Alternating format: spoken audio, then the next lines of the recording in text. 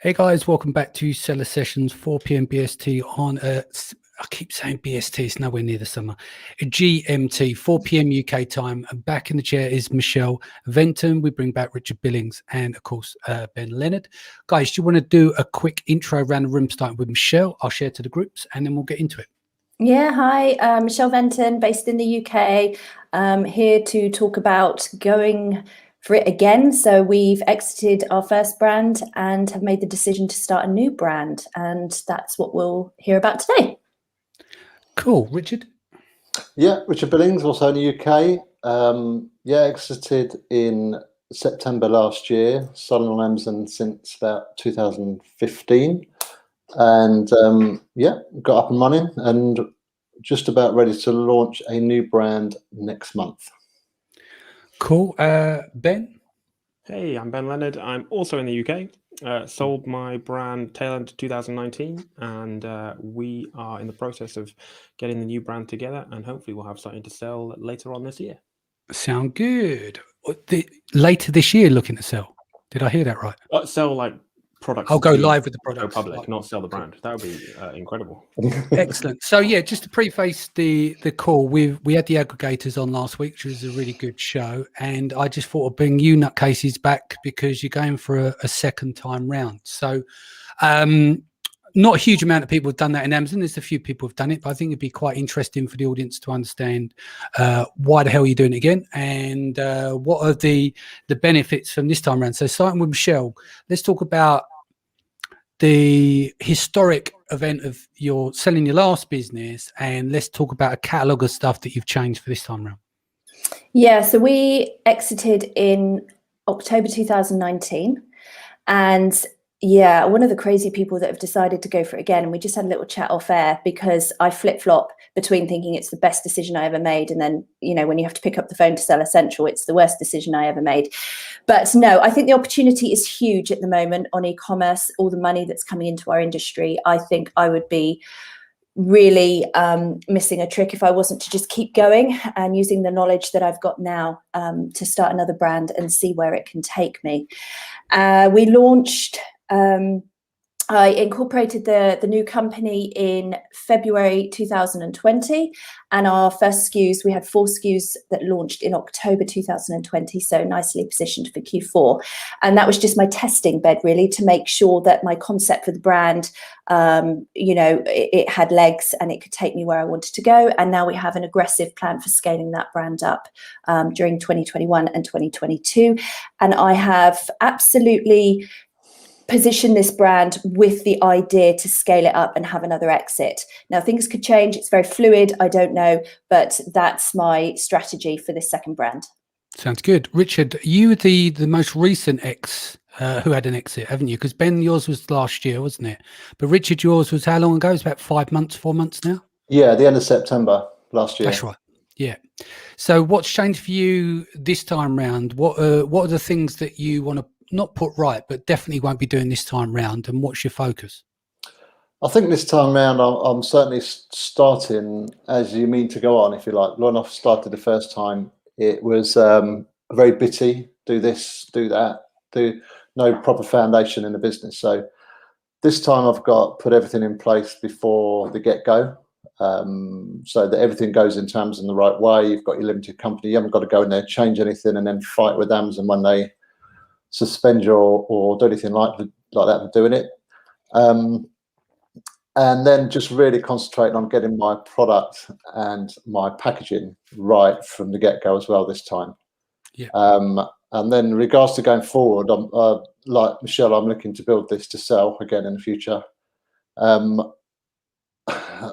just last time with the original business, it was as I was going, it wasn't I wasn't sort of building it in the right way, you know. So this time, just going to make sure that I get all the fundamentals in the right place. Yeah. Ben. Yeah. Yep. So sold my business tail end 2019. So now it's about taking the learnings from the first one and applying it to this new one. Like Richard and Michele, I'm building it to sell. Which incidentally, by the way, is a great book. Everyone should read. Built to Sell helps you get your business in the right kind of format to make it nice and neat and tidy to sell. One of the main things for me is I'm actually partnering on this one. So it's not just me, it's two brains rather than one. One of the things I learned from the first one was just, how much firefighting there was and running around like a headless chicken. Having two headless chickens will hopefully be a bit more pleasant from that point of view. So hoping to exit that in probably a 2-3 year time frame, and apply all the learnings from the first one to do it in a much smoother and more accelerated way than the first time around. You seem to, if you don't mind me saying, is that out of the three of you, there seemed to be the last one to market. Was there any reasons with the delay? Is it down to the concept or the quality of the product and the positioning, or? I didn't take a decision to launch a new business straight off the bat. And then a business partner and I in this brand have taken our time with it because partly we've just had some issues with the first product idea, getting it absolutely bang on. There's been quite a lot of back and forth with potential manufacturers. And then we've actually pivoted slightly and made a decision we're still going with the original product, but we're actually accelerating our second product idea at a faster pace now, and that may actually end up being our first product. The thing that we're doing is there's quite a high barrier to entry with what we're going to launch, both in terms of cost, which of course we've got the capital now because I sold the first business, but also just in terms of the type of product that we're doing. There's quite a lot of regulation around it, which means there's a lot of hoops to jump through. So there's lots of things that we need to make sure we get absolutely right, because you can't take any risks on it. So that is part of the reason for the delay. But the good thing about that, I love a high barrier to entry, and I love jumping through hoops because other people can't be bothered to jump through them. So once you've jumped through the hoops, you're on the other side, you've got much less competition. Yeah. So we're playing the long game. Well, I mean, it's not a long game. We still want to exit in 2 or 3 years, but we're being patient about it, put it that way. Yeah. Do you think you're patient because you got the money in the bank now and the pressure's off a little bit? But I mean, I say that you were in full-time employment for a long time, even when you was in multi-7 figures, weren't you?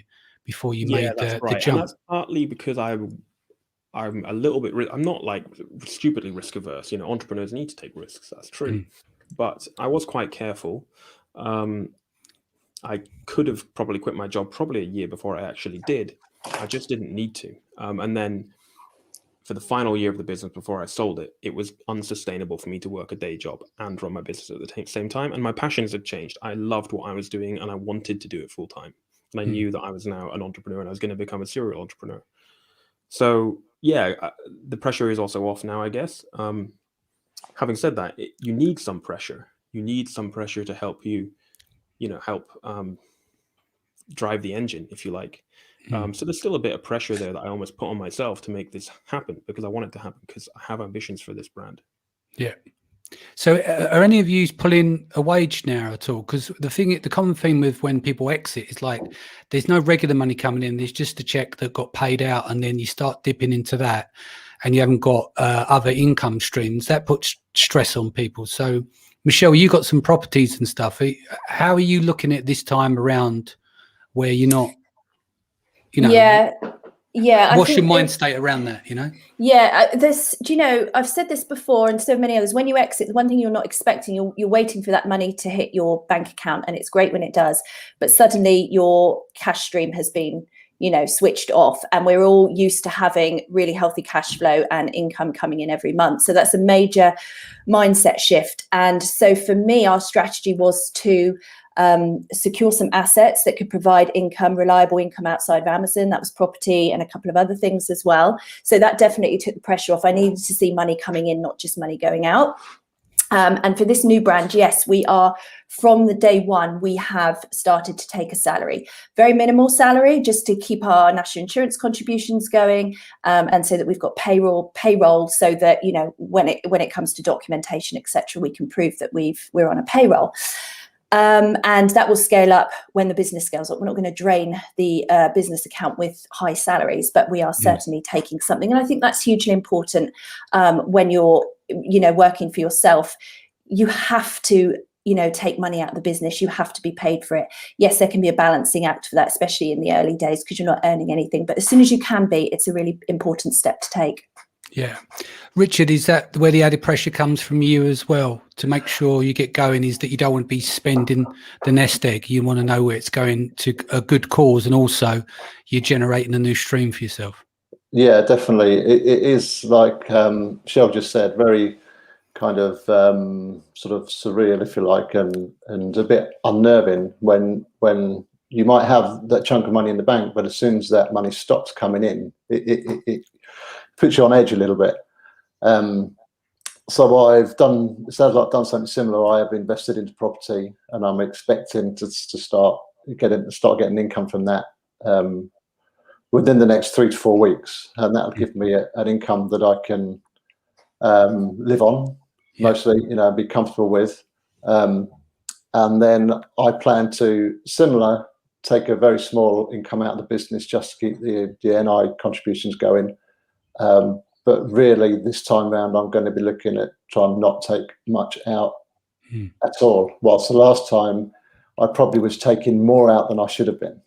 And instead of focusing on the business as much, I was just taking too much out instead of building the business. And that is one area that I sort of look back and think, if I just put more into that, then I could have probably had a higher exit. Michele, what are you doing to maximize your multiple? Are you trying to get a load of products out year 1 and then reduce your costs in year 2 to make it more impressive for buyers?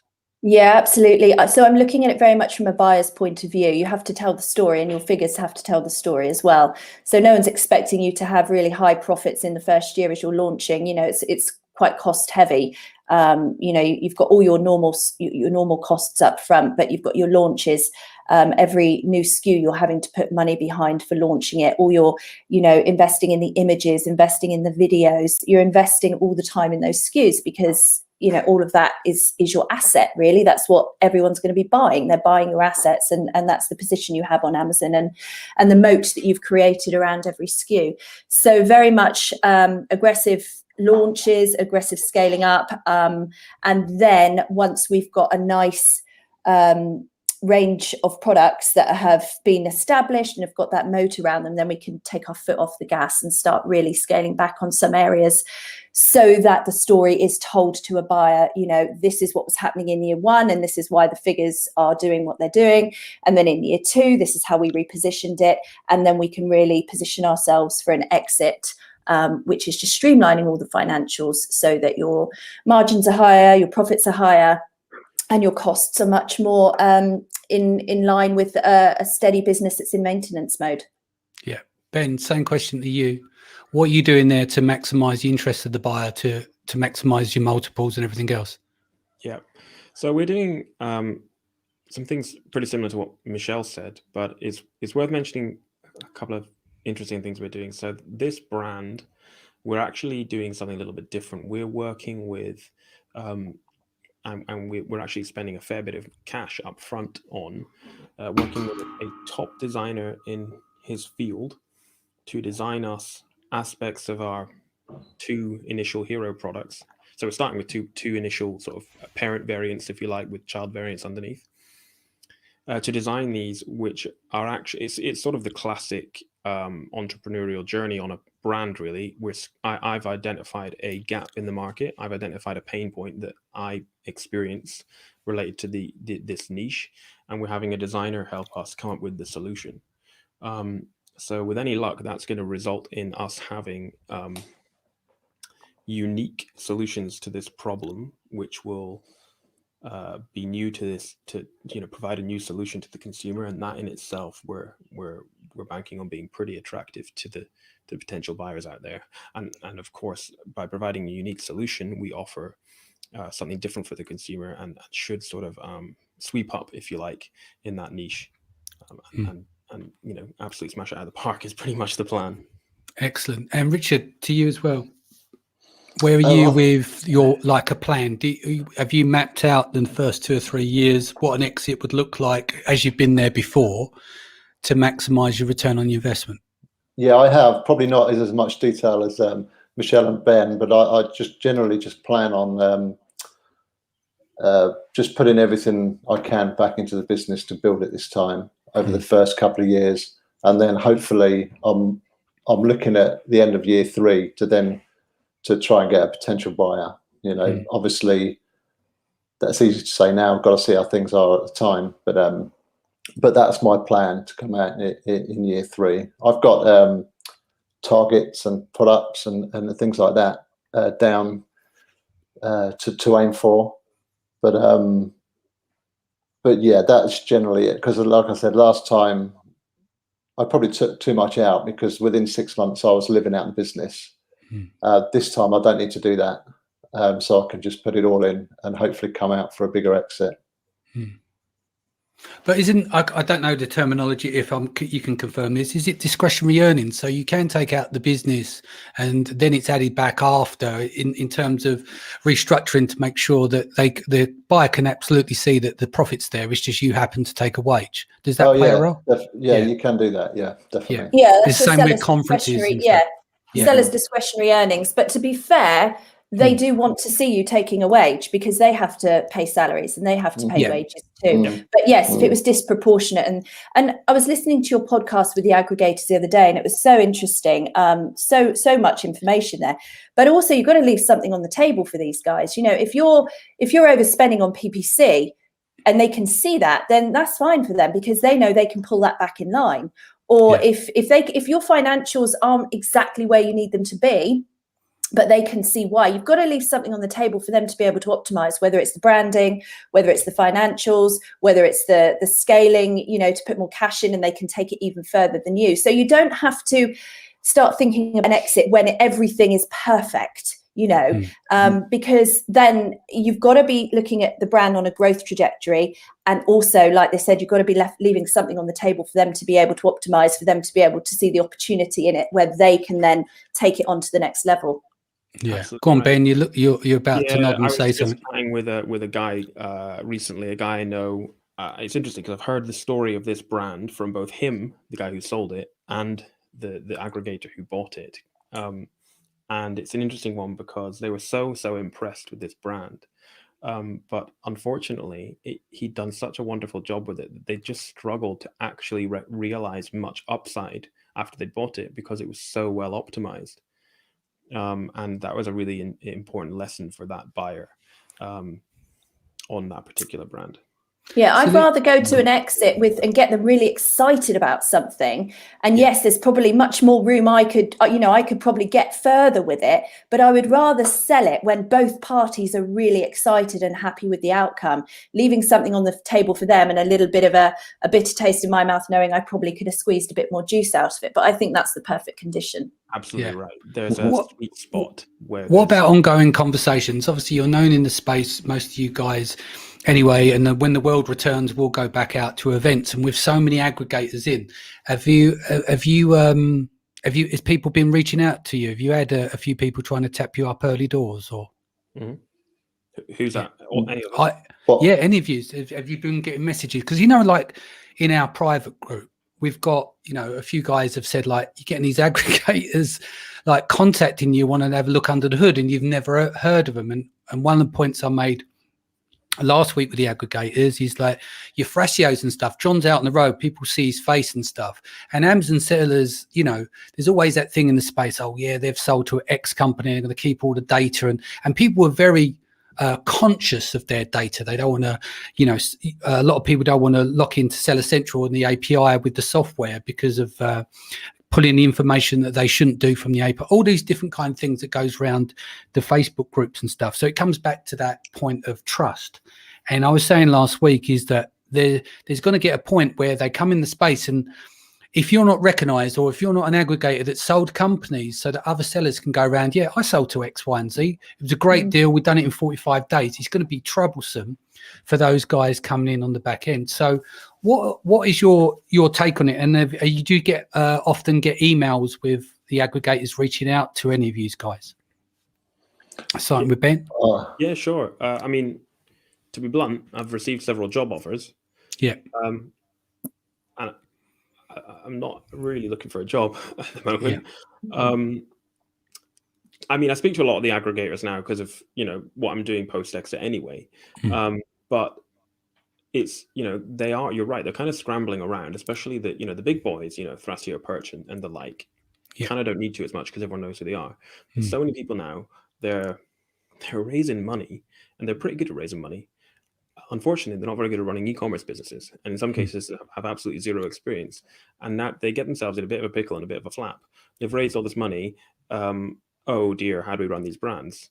And they're trying their best to get the expertise, which means there's an opportunity for people who you don't need to be a name in the space. You don't need to be somebody who's on all the podcasts that everyone's heard of. You just need to have a track record.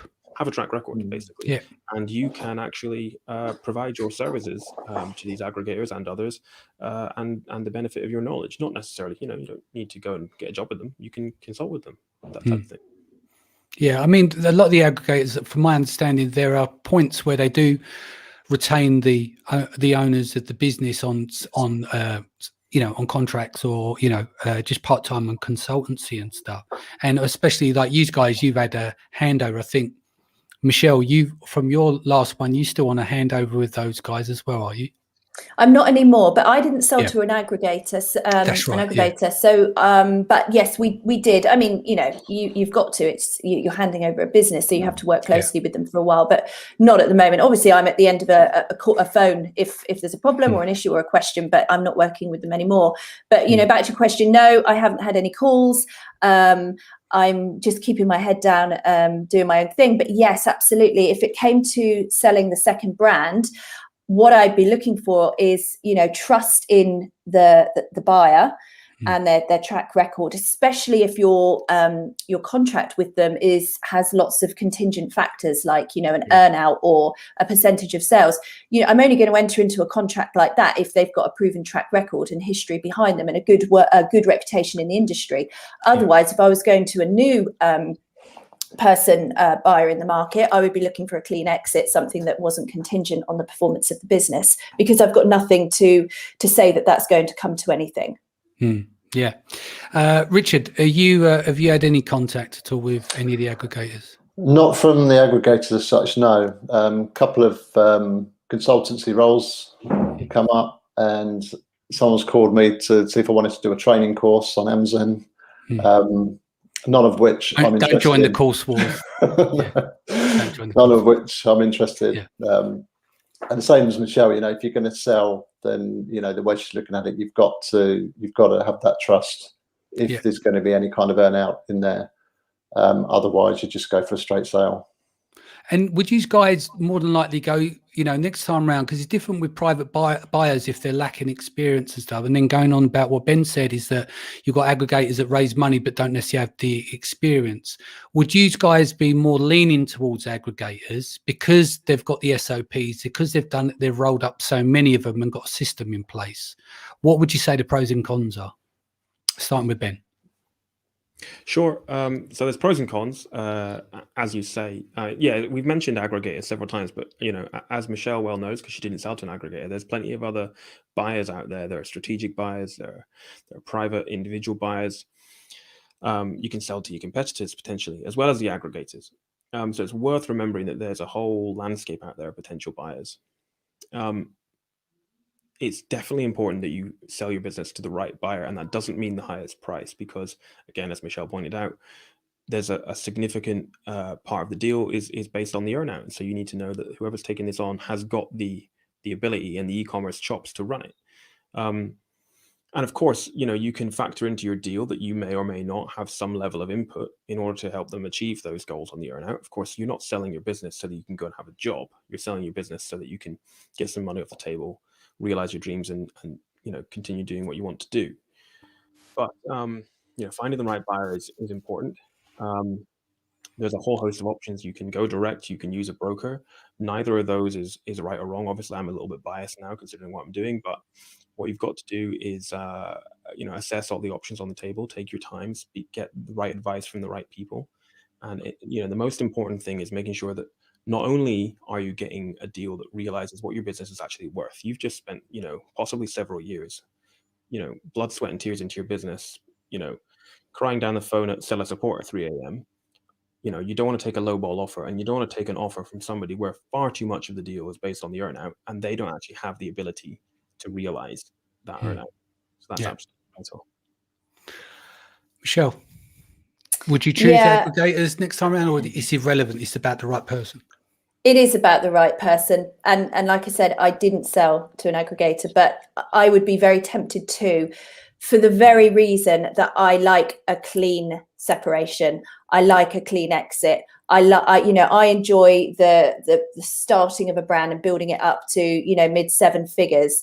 If you take it anywhere beyond that, it's a different ball game. And for me personally, with my characteristics and knowing what I'm good at and what I'm not good at, I don't think I would be very good at hand holding or seeing a brand through once I'm not the owner of it. I would much prefer to hand it over to somebody who knows what they're doing and who's not putting too much pressure on me or expectations on me.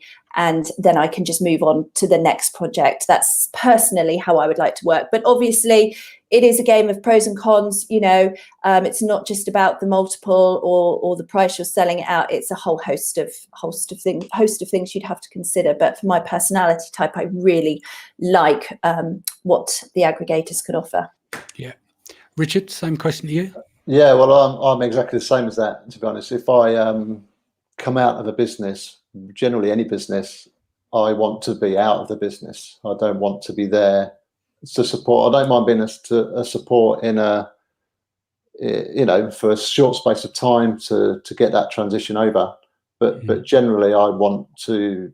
That's it. I need to start something else then. So the aggregator side appeals to me in that respect.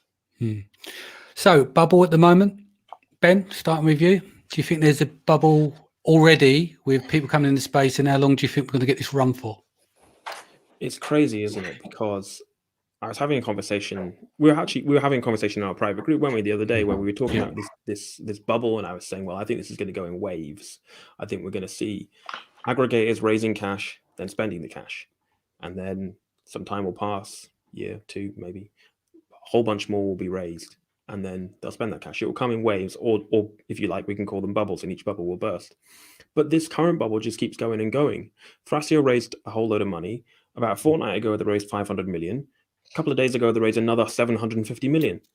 That's absolutely bonkers. So at the minute, trying to predict this bubble, if we want to call it that, is a mug's game, if you like. So I'm afraid I'm going to sit on the fence a little bit and say we're experiencing an incredible time in this industry. It's great fun to be in. I don't know anyone who's in this industry who isn't loving it, whether you're a seller, whether you're a broker, an aggregator, you're running software for this industry. It's just incredible, especially considering all the rubbish that's going on in the world at the moment. I think we're all incredibly grateful to be in this industry.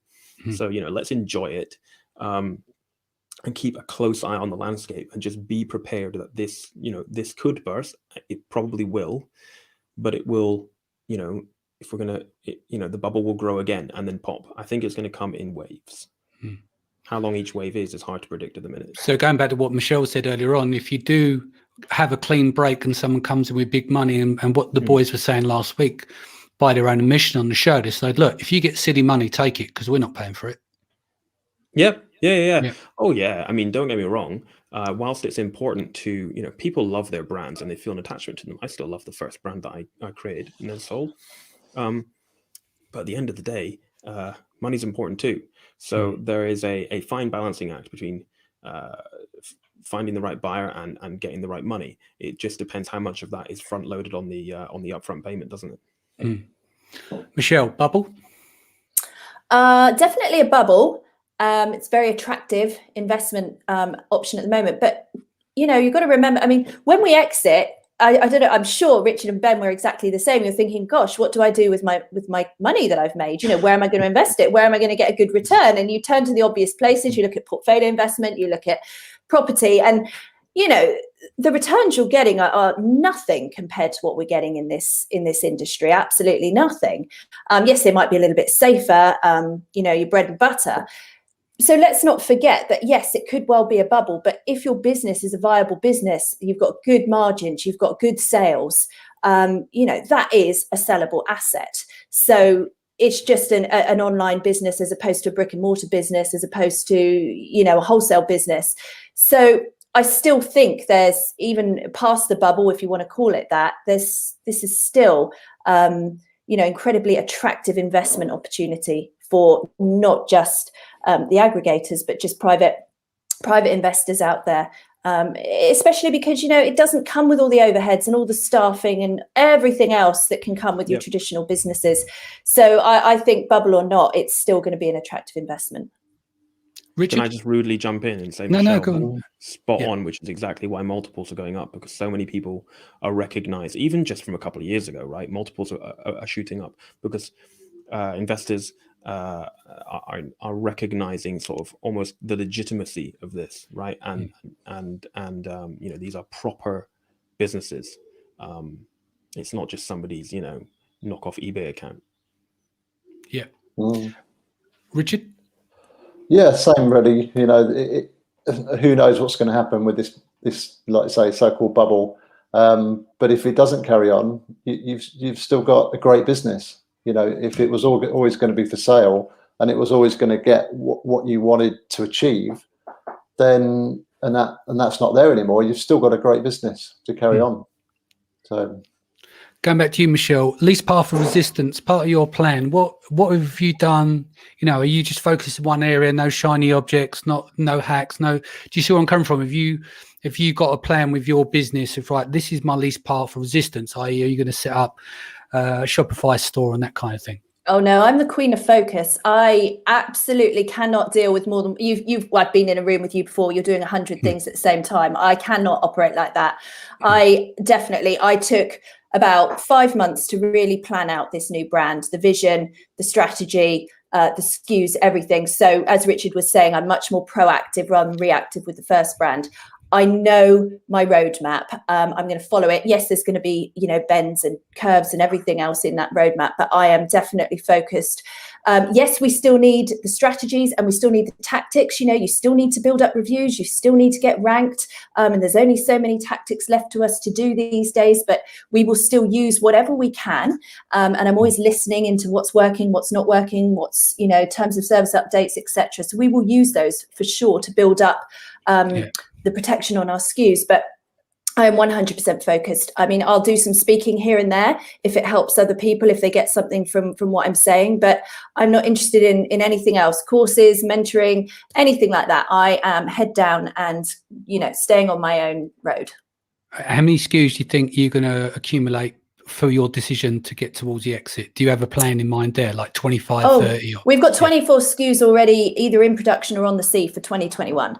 And then hopefully I can take that up to about 50 SKUs, and, you know, all being well, that will prove the viability of this brand, leaving something on the table for growth in other marketplaces and more SKUs and diversification. And that is, that's where I'm going. What about you, Richard? What's the plan for you? Because I think from my understanding, obviously we work together at Data Brew as well. You've got a focused set of SKUs. Is that the kind of route that you'll go again this time? Yeah. I mean, I've got 3 SKUs coming out next month, and then hopefully there'll be around about 10 by this time next year.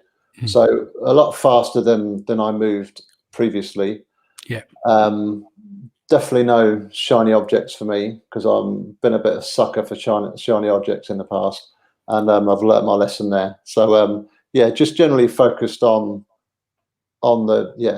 just growing it at 10 by this time next year, 10 SKUs, and then from there probably to 10, 25 SKUs. I've never, you know, the other business didn't have that many SKUs in it at all. No, exactly. Yeah. So I'll be looking probably at capping it around about 25 to 30 SKUs. What about you, Ben? You mentioned 2 hero products. You going for high velocity categories? Because you were before with the other brand. Yeah, the last brand was high velocity stuff. Yeah. This is not low velocity, but it's not as high either. It's fairly in the middle. It's a pretty premium brand that we're developing, and like I mentioned before, we're trying to put a massive moat around it by designing something really bespoke. That, you know, the general product exists already. The concept of what the product does exist, but we're tweaking it to improve on that, which should put a nice big moat around it. Which we're banking on that being the differentiator, which is really going to propel us to the top and push it on. So we should have sort of 8 to 10 SKUs on those 2 products once you include the child variations. We've got ideas for products to add after that, but we're concentrating hard on these. Potentially going to do something a little bit different with Kickstarters, actually, to generate some hype on these products. We're starting in the UK, and then we'll look to expand marketplaces from there, depending on how that goes. Well, you kind of mastered it. Like, I mean, you do all the email work for the conference business, etc. Like, that's a real strong skill set that you've got, and you're very good with Shopify. Are you planning this time around to do a 360, or are you just focusing on Amazon? No, we're obviously going to be on Amazon. I believe that every physical product brand should have an Amazon presence of some sort. But what I meant was, is like some people's sole focus would just be for Amazon. They'll go to the US market, the biggest market, focus there, just go wide with the SKUs, stick to doing PPC or whatever, and not much else, just because it's the least path of resistance that works for their products and stuff, you know? Yeah. I think one of the benefits of us having two brains, and the brains of the teams that we're building, is that we can we don't have to focus solely on one thing, and so we're building our own direct-to-consumer website, which will be on Shopify. And just from my conversations with all the buyers recently, whereas say a year or two ago, they really didn't have the capability to run anything that was off of Amazon. They were really their teams were really just running Seller Central accounts. And having an off Amazon presence was a little bit off-putting for them. They've now built up the experience and the resources to manage off Amazon, to manage 3PL warehouses, to manage all this stuff, which actually is pushing multiples up. If you've got a more diverse range of channels, as well as Amazon marketplaces, you can push your multiple up because your business is more secure. So we're seeing much higher multiples for businesses now, which actually have, I'm not saying that some of these aggregators want you to have a majority on your own website, but a significant proportion means that, especially if you've built a legitimate brand that people genuinely search for on Google and not just on Amazon, if the worst happens and somebody presses the big red button on Amazon, you've got a decent safety net because you're taking sales elsewhere. And with this particular brand we're building, you know, our funnels are going to be part of our process is going to be really catchy Facebook ads driving people to our own site. And of course, a proportion of them will go to Amazon because a lot of people prefer to shop on Amazon, and that's absolutely fine. Yeah. Does anyone have anything else they want to add before we go? Sorry. I would just say, you know, coming in with brand number 2 is such a unique opportunity because it's a totally different environment than going in with brand number 1. I don't know about you guys, but, you know, I did the ASM training back in 2015, and I mean, yes, there are lots of similarities, and we're selling on Amazon still, but it is a totally different, you know, marketplace, and the whole environment's changed. So in a way, I was thinking about this the other day. I almost wish I hadn't had the training I'd had in 2015 because it's stopping me from growing now because I keep going back to my old habits and they're restricting me, you know? So, you know, all of this, you know, I don't know, just everything that we were taught does not work anymore. Does that mean there's not opportunity on Amazon anymore? No, it's just different opportunities. You know, like you say, go for the lower volume keywords, trying to niche down, you know, focusing, you know, really focusing on what you're doing. So it's been very different doing brand number 2 because we're starting again, and yes, we have the experience, and yes, we've got the cash flow behind us, and you know, our knowledge is probably a lot greater than other people just starting out. But we're in the trenches as well with everyone else, trying to find those opportunities and trying to, you know, scale up a business, you know, in this environment. So I think it's just been an eye opener, really. As to doing it now as compared to 5 years ago. And a lot of people I know, when we were doing ASM, we said, oh, I wish we were ASM 1 or 2. Gosh, it was so easy then. And now people launching now might be thinking, gosh, you know, I wish I'd done it in 2015. It was so much easier then. Yes, it was playing the game we were playing in 2015, but that doesn't work on the marketplace today. So, you know, just bear that in mind that yeah, the opportunities are still there. We're just having to approach it very differently. Yeah. Richard, Ben, is there anything you guys would like to add before we go? Sure, I think, sorry, go on, Ben. No, go ahead. No, I think just reiterating what I said earlier, just, you know, when you start out, just get all the foundations your business in the right place at the beginning as you go, and then sort of build it as you mean to go on. Treat it like a real business. So I think some people get into this business and they don't treat it like a real business to start with, when it is a real business. Yeah. So just treat it always with the end in mind. Ben? Yeah, you're right, Richard, because it's just, okay, there are hoops to jump through in terms of verification, and it used to be a lot easier. But because it is relatively easy to just open a selling account on Amazon, it almost doesn't feel like a real business. It feels too much like, maybe a computer game. And people need to get real, I think. Michele, what you said about, it's not the same game as it was in 2015. But the great news about that is that we're all playing the same game. So it's like, when everybody panicked when Reviewgate happened, what was that, 2017, 2018? But it's the same for everyone. So provided that we've got the right entrepreneurial mindset to be nimble and agile and think of what we can do to get ahead, we're all going to be okay. It's provided that we've got the right drive for our business, and as Richard said, treat it like a real business. And if you're starting now, you've got to start. And even if you're not starting now, and you haven't thought about this, you've got to go with an exit in mind. So read a book called Built to Sell, and read a book called The E-Myth Revisited. They will help you to build your business in such a way that when it comes to exiting, life will be a hell of a lot easier.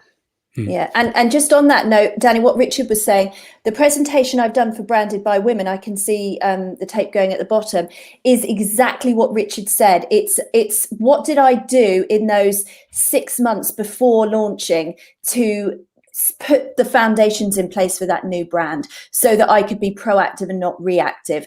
It literally is an over-the-shoulder look at what I was doing in that downtime to make sure I was getting everything in place to launch this as a business rather than just opening up a Seller Central account and just chucking whatever I could inside it. So, yeah.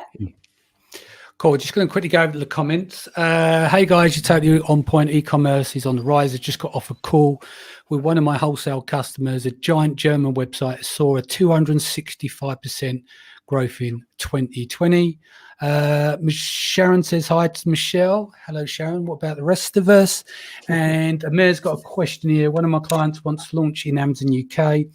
He selected a highly competitive product because he has his own sourcing and gets good price reviews, around 4,000 to 5,000 in the top sellers. He's also telling me to go for PPC and some giveaways. What should be my PPC strategy?